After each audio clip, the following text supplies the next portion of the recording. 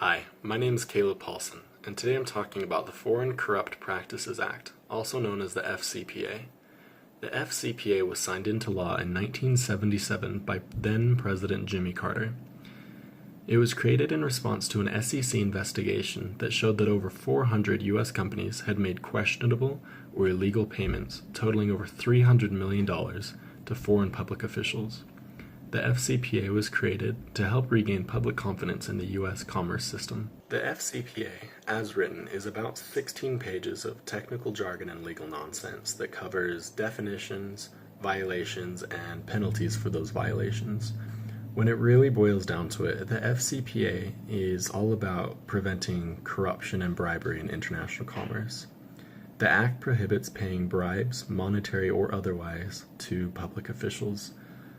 The motive behind these bribes is to gain advantage for a company, to induce action or inaction from the public official, or to gain any other advantage for this company over its competitors. The FCPA lists multiple exceptions and ways that it's enforced. A common exception to the FCPA is known as a grease payment. A grease payment is any small payment made to a foreign public official used to secure or expedite routine government action, such as licensing, that should be happening anyway. A grease payment doesn't count as a bribe if every company that wants to do business in a foreign country has to pay that same grease payment.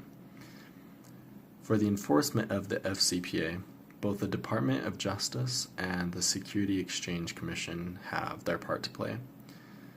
For criminal liability, if an individual is found in violation of the FCPA, their fine can be up to $100,000, while a firm would have to pay up to $2 million. If the violator is found to be giving false or misleading information during the investigation, these fines jump all the way up to $5 million and $25 million, respectively.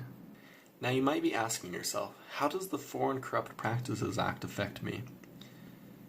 The FCPA affects consumer trust. If companies and firms are able to pay bribes, they can cut corners, meaning that you, as a consumer, could be paying higher prices for lower quality goods than you might otherwise be paying. Employees of these firms in foreign countries could also be affected by unsafe work conditions if bribes are paid to have a blind eye turned to safety or health regulations.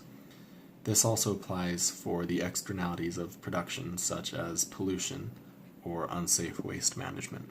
What's the public opinion of the FCPA? Like any law, the FCPA is not without its critics. In a 2012 interview, Donald Trump said that it's a horrible law and it should be changed. Other critics agree, believing that it puts American companies at a disadvantage because they have to follow rules and regulations that their international colleagues don't have to follow. Others disagree with this, saying that it places the economic might of America behind greater ethical ideals, and it uses our economic might to help bring the world with us to a higher place.